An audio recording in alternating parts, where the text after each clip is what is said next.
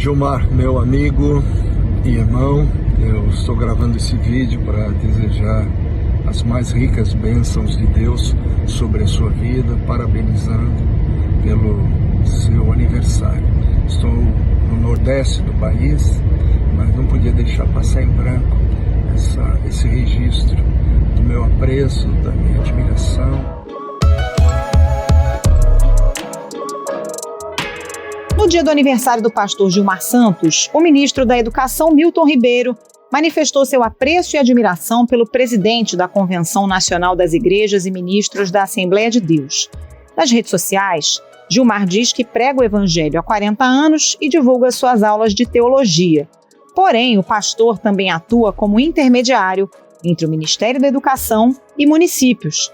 Os prefeitos pedem recursos para obras de reforma ou construção de escolas e Gilmar e seu assessor, o pastor Arilton Moura, fazem o meio de campo. A relação entre os pastores e Milton Ribeiro foi revelada pelo jornal O Estado de São Paulo na semana passada. O jornal publicou que o MEC tem um gabinete paralelo de pastores que controla a agenda e a verba do ministério. E que Gilmar Santos e Arilton Moura têm trânsito livre no MEC e atuam como lobistas. E de onde vem a força do pastor Gilmar, que já teve registros de 22 audiências no MEC, sendo 19 delas diretamente com o ministro? Segundo o próprio Milton Ribeiro, é a relação do pastor com o presidente Jair Bolsonaro que abre portas no governo. Isso foi dito em um áudio revelado pelo jornal Folha de São Paulo. A minha prioridade é atender primeiro os municípios que mais precisam e segundo, atender a todos os que são amigos do pastor Gilmar. Mas o que os dois pastores ganham em troca por essa ajuda aos prefeitos? O Globo ouviu inúmeros prefeitos que estiveram em contato com Gilmar e Arilton. Há pelo menos 2 relatos de prefeitos que ouviram de Arilton um pedido de dinheiro e de benefícios para a igreja em troca da liberação dos recursos. Um deles é o prefeito de Boa Esperança, em São Paulo. Você fala que tem a intenção dessa escola profissionalizante, a escola profissionalizante vai chegar no seu município, mas em contrapartida você precisa depositar R$40 mil para ajudar a igreja, para ajudar, né? Você sabe como que é, mas vamos lavar a outra, né? Um terceiro prefeito da cidade de Luiz Domingues, no Maranhão, disse ao Estadão que Arilton chegou a pedir 1 quilo de ouro caso o dinheiro fosse liberado para o município. O presidente está sob pressão para demitir o ministro. O Tribunal de Contas da União abriu uma auditoria extraordinária para investigar o caso e o Procurador-Geral da República, Augusto Aras, pediu a abertura de um inquérito. E na noite de quarta-feira, a Controladoria-Geral da União informou que encontrou indícios da prática de crime na oferta de propina, mas não teria encontrado irregularidades de agentes públicos. Mas afinal, como operam os pastores lobistas no Ministério da Educação? Qual é o relato dos prefeitos que alegam ter recebido pedidos de dinheiro em troca de obras? E como a proximidade entre os pastores e o presidente Jair Bolsonaro facilitou a atuação deles no MEC? Esses são os temas do Ao Ponto desta quinta-feira. Eu sou o Roberto Maltic, estou com a Carolina Moran e nesse episódio conversamos com 3 repórteres, a Paula Ferreira, o Daniel Gulino e o Patrick Campores. Fique com a gente.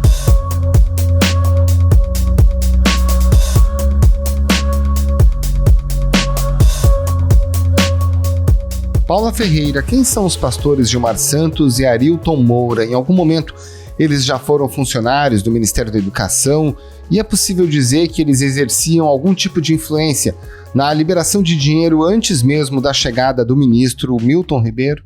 Nenhum dos 2 pastores citados possuem um vínculo formal com o MEC. O pastor Gilmar Santos, ele é presidente da Convenção Nacional das Igrejas e Ministros das Assembleias de Deus no Brasil. E o Arilton também pertence a essa entidade e atua como uma espécie de assessor político nessa entidade. esses pastores, eles são, inclusive, desconhecidos de lideranças evangélicas mais tradicionais e que têm influência no governo, como o deputado Sóstenes Cavalcante ou até mesmo o pastor Silas Malafaia. E a gente percebe que esses pastores, eles têm um trânsito muito grande dentro do MEC, embora não sejam ligados a essas lideranças mais conhecidas no cenário nacional. Eles tinham acesso até privilegiado à agenda do ministro, né? Pelas conversas que a gente tem aqui em Brasília. Muitas pessoas reclamam que não conseguiam agenda com Milton Ribeiro e, por outro lado, esses pastores, quando a gente checa a agenda oficial do ministro, estavam a todo momento em reunião com ele, o que demonstra um acesso privilegiado por parte deles, embora eles não sejam funcionários do MEC. A gente sabe que esses pastores circulavam em outros órgãos do governo, mesmo antes da chegada do Milton Ribeiro ao MEC, mas especificamente na educação, a presença deles se deu mesmo durante a gestão do ministro Milton Ribeiro, que assim como eles também é pastor.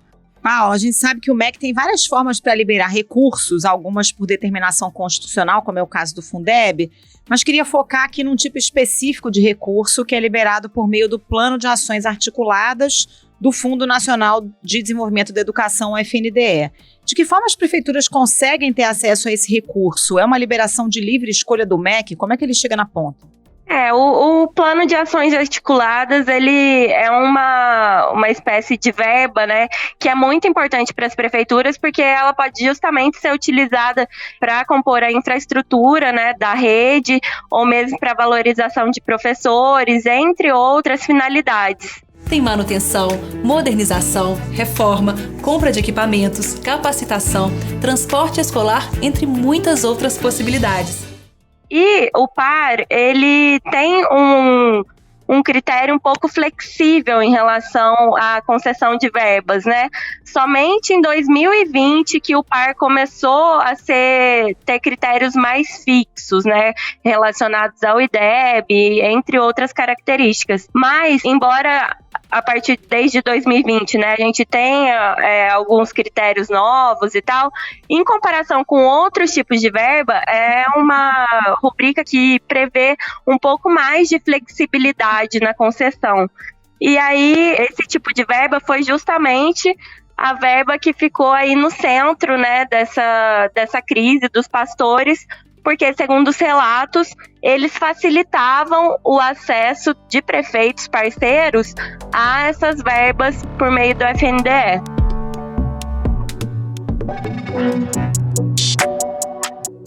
Paula, você já mencionou da relação próxima dos pastores com o outro pastor, no caso, o ministro Milton Ribeiro. Agora tem uma pessoa-chave, inclusive indicada pelo próprio Centrão, que é o presidente do FNDE, no caso, o cofre dos recursos que são distribuídos pelo Ministério para as prefeituras pelo Brasil inteiro. Os pastores tiveram algum tipo de acesso ao presidente do FNDE, o Marcelo Ponte? Pelos registros das agendas, né, em pelo menos 2 ocasiões, esses pastores se reuniram também com o presidente do FNDE, que é justamente o órgão responsável pela distribuição desses recursos. Os registros oficiais mostram que ele estava presente nessas reuniões com esses pastores juntamente aos prefeitos. Então, existe sim esse contato dos pastores com o presidente do FNDE, que é o órgão responsável pela liberação desses recursos. E só lembrando que o Marcelo Ponte é homem de confiança do Centrão, né, Paulo? Ele foi assessor do ministro Ciro Nogueira. Exatamente, o Marcelo, ele foi uma indicação no Centrão e, historicamente, o FNDE é um órgão muito visado aqui em Brasília, porque justamente é um órgão que comanda um montante de recursos muito grande.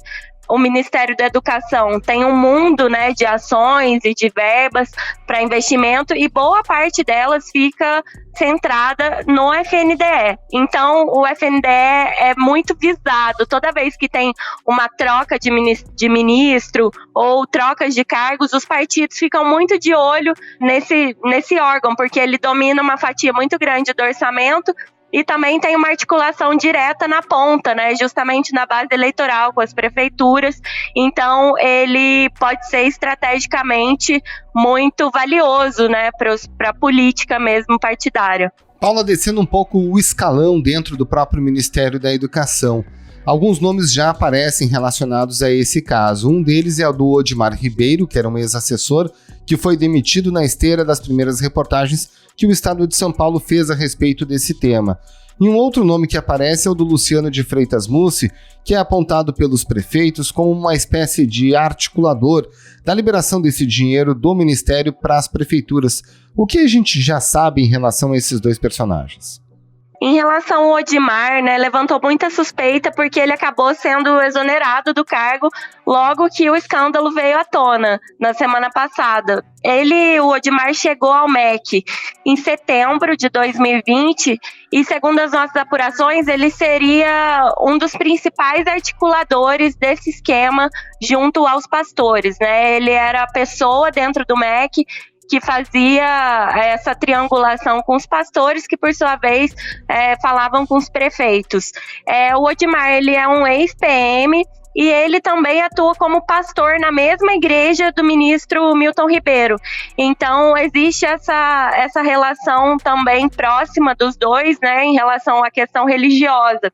E o Odimar, ele era visto, internamente no MEC como um dos braços direitos, assim, do ministro, Ele estava o tempo todo com o ministro em todas as agendas e sabia muito sobre tudo o que acontecia lá dentro do MEC, principalmente em relação a esse contato dele com as prefeituras.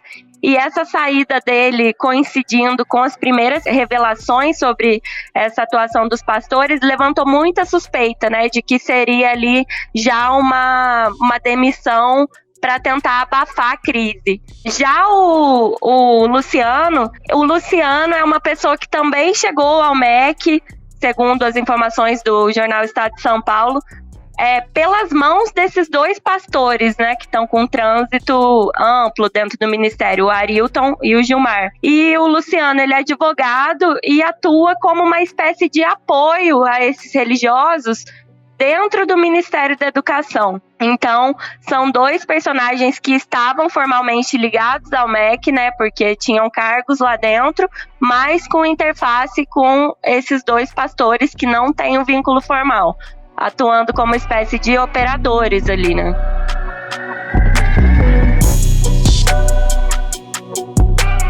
Vai ficar nos anais da cidade Coração de Maria, aonde vieram dois ministros de governo. O ministro de Educação, Milton, João, que já é prata da casa, prata do nosso estado. Se há uma diferença nesse município, esse legado sai de cada um de vocês.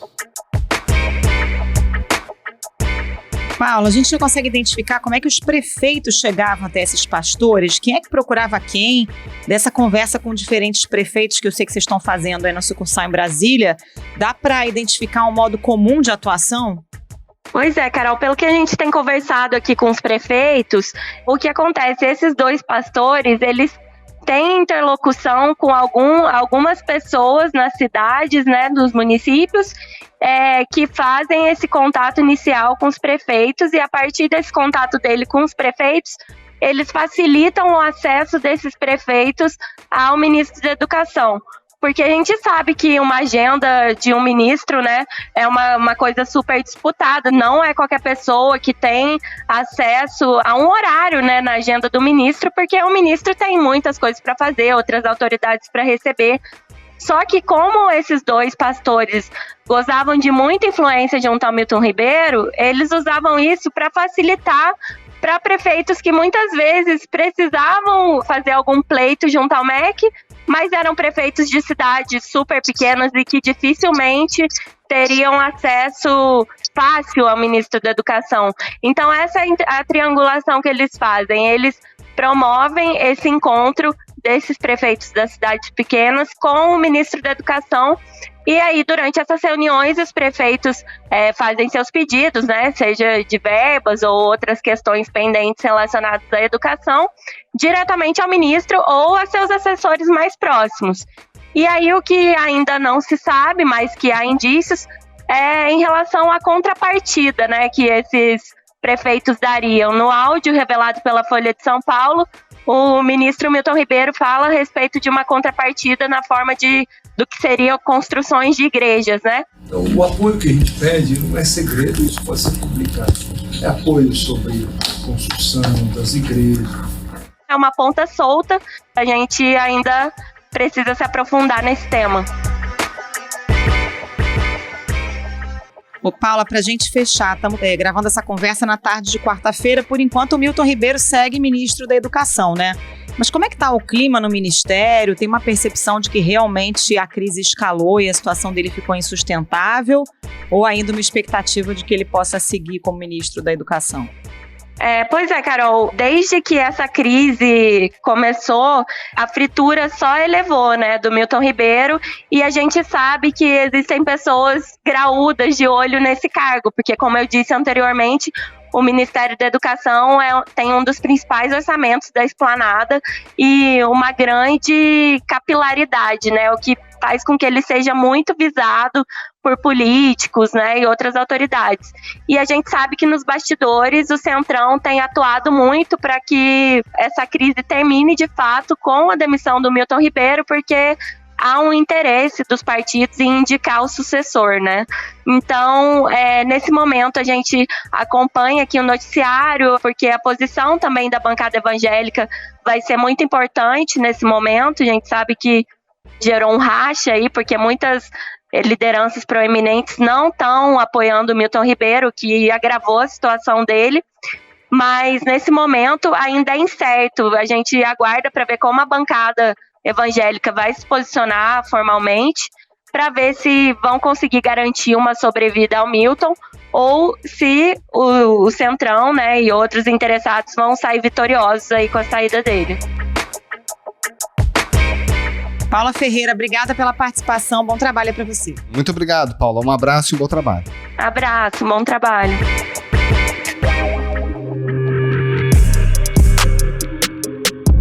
Daniel Gulino, a gente acabou de conversar com a Paula Ferreira e ela falou que uma das pontas soltas dessa história justamente é o que os intermediários, no caso os pastores, poderiam ganhar, né, trabalhando em nome dos prefeitos junto ao Ministério da Educação.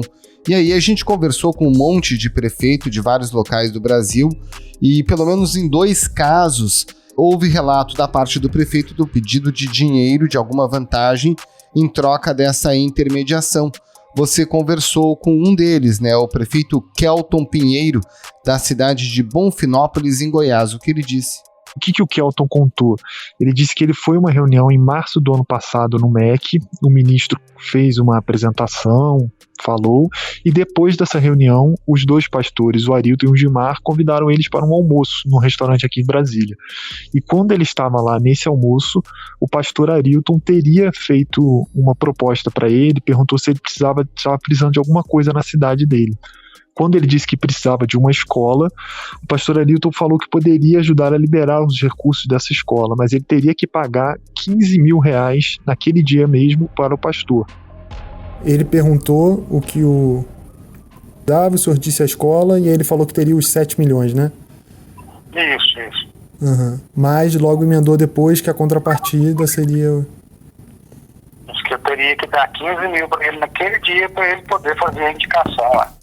E ainda acrescentou uma outra coisa, ele também teria que comprar 1000 bíblias que a igreja do pastor estava vendendo, e esse dinheiro seria usado para ajudar na construção de uma nova igreja da denominação dele. Ou seja, o pastor pediu para que a prefeitura da cidade adquirisse as bíblias e o recurso arrecadado seria para construir uma igreja. Exatamente isso. Bom, Gulino, e daí tem um outro caso, foi um contato que a repórter geral da DOCA fez com o prefeito de Boa Esperança do Sul, o prefeito José Manuel de Souza, que a gente inclusive mencionou na abertura do episódio. O que ele disse? O relato que a Geralda coletou foi bem parecido. O José Manuel também foi numa reunião no MEC, que tinha outros prefeitos, e depois foi almoçar. E o pastor Arilton fez uma oferta semelhante, só que era um valor um pouco mais alto. Ele pediu R$40 mil também para liberar recursos para uma obra numa escola na cidade do prefeito. Vocês procuraram os pastores, né, para falar o que eles têm a dizer a respeito dessas acusações. O que eles disseram? Isso, Motica, a gente procurou os dois, eles não responderam a gente, mas mais tarde um deles, o pastor Gilmar, divulgou uma nota nas redes sociais dele. Ele disse que não participou de nenhum pedido ou recebimento de propina, chamou de falácia as acusações sobre ele e também que ele não fez nenhum pedido ao presidente da República e que ele não tem nenhum poder sobre os órgãos técnicos do Ministério da Educação. Daniel Golino, muito obrigado mais uma vez pela sua participação aqui no Ponto. Um abraço e bom trabalho. Obrigado você, Motica. Um abraço, bom trabalho.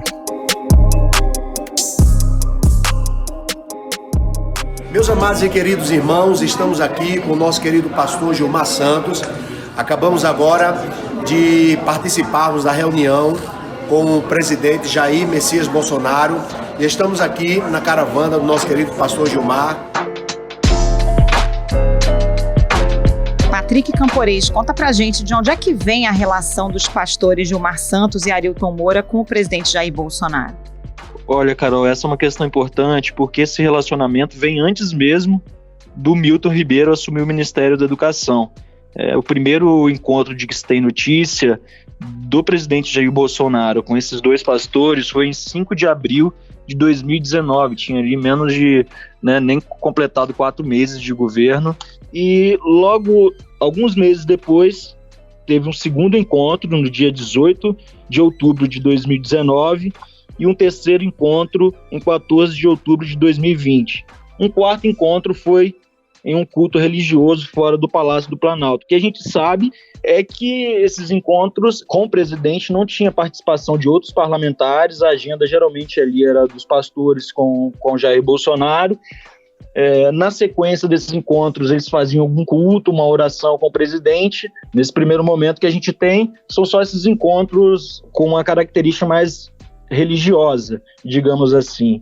E o Palácio do Planalto também não se manifestou para dar detalhes dessas agendas, né? O que a gente tem são agendas públicas que tem, esses pastores aparecem ali com encontros com o presidente, mas sem ter uma justificativa por parte do governo do real teor ali desses encontros, o que acontecia, se era tratado também de assuntos políticos e de liberação de verbas, né? Ô Patrick, na reportagem que você escreveu sobre isso, fica claro que outras portas do governo estavam abertas para esses pastores, além do gabinete de Bolsonaro e do MEC, né? Em quais outros órgãos a gente já sabe que eles circulavam? Olha, além do Ministério da Educação, tem registros de encontros desses pastores no Ministério da Agricultura, na Secretaria de Governo e também na Casa Civil com o ministro Ciro Nogueira. Porque a gente percebe que eles tinham livre trânsito ali dentro dos ministérios e dentro do governo, né? Isso, pelos relatos que a gente escuta de prefeitos que foram levados ao governo por meio deles, os relatos são de que eles tinham muito poder e muita influência e capacidade realmente de abrir portas ali, né? E o que a gente está apurando e percebendo agora é que não era só abrir portas. Os pastores, segundo relatos dos prefeitos, eles pediam propina ali, pedindo dinheiro para facilitar a liberação desses recursos. E pelo relato dos prefeitos, né, Patrick, era justamente esse prestígio todo dos pastores com o Palácio do Planalto, com o presidente, que abria várias portas no governo, né? Os pastores, eles levavam os prefeitos até os ministros e dali em diante tinha essa relação de livre acesso e acesso privilegiado, né? Porque muitos prefeitos relatam pra gente que já tinham tentado várias agendas com o ministro e nunca tinham obtido êxito. Foi só o pastor aparecer ali para dar essa mãozinha que esses encontros começaram a acontecer, e não só começaram a acontecer, mas o dinheiro também começou a cair na conta da prefeitura, obras que estavam travadas há anos começaram a ser liberadas. Patrick, o que o Planalto diz a respeito desses encontros dos pastores com o presidente, inclusive no Palácio do Planalto e, enfim, de todas essas acusações? Olha, o presidente da República e o governo e o Ministério da Educação têm sido bem comedidos nas manifestações, né? Ontem o Ministério da Educação soltou uma nota tirando o presidente de fora disso aí, alegando que não tinha nada de anormal. Na nota, o ministro disse que, diferentemente do que foi veiculado, a alocação de recursos federais ocorre seguindo a legislação orçamentária, bem como os critérios técnicos do FNDE. Que não há nenhuma possibilidade de o ministro determinar a alocação de recursos para favorecer ou desfavorecer qualquer município ou estado. O ministro disse que o presidente da República não pediu atendimento preferencial a ninguém, solicitou apenas que pudesse receber todos que nos procurassem. Hoje estávamos aguardando algum posicionamento, alguma fala do presidente Jair Bolsonaro, mas nada disso aconteceu, né? O que a gente percebe por parte do governo até agora é um silêncio bem grande com relação a esse caso. Patrick Campores, muito obrigado pela sua participação, um abraço e um bom trabalho. Obrigada, Patrick, até a próxima. Eu que agradeço, um abraço.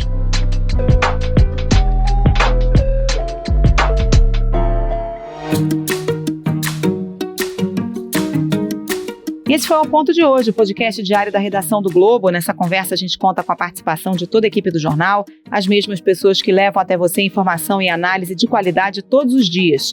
Quer saber mais? Assine o Globo. Acesse assineoglobo.com.br e confira todas as notícias e reportagens especiais. Nesse episódio, além dos áudios da TV Globo, a gente utilizou os áudios fornecidos pelos repórteres Geralda Doca e Daniel Bulino e também áudios das redes sociais e do jornal Folha de São Paulo. A produção é da Jéssica Marques e a edição é do João Guilherme Lacerda. Tchau. Até mais.